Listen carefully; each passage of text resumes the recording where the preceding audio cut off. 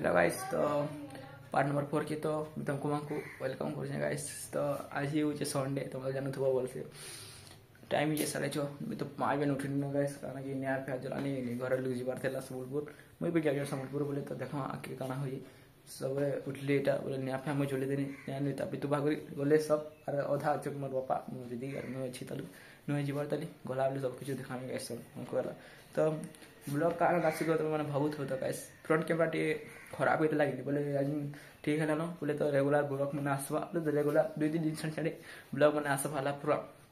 देखो guys sir full support करो guys तो आके करा हो देखो गाइस तो देखो यहाँ था पुनी गाइस देखो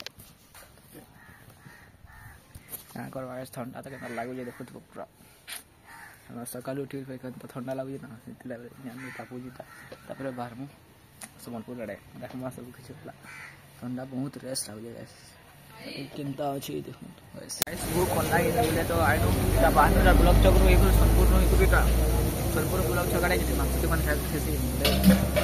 नाश्ता फास्ता दी खाय आसे वो बहुत लागे खाय पर माछ देखो गाइस का कर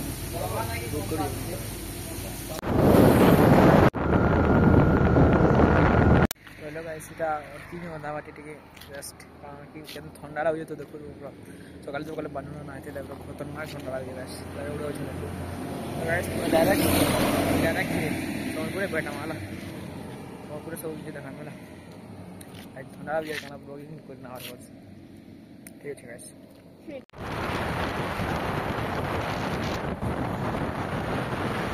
तो गाइस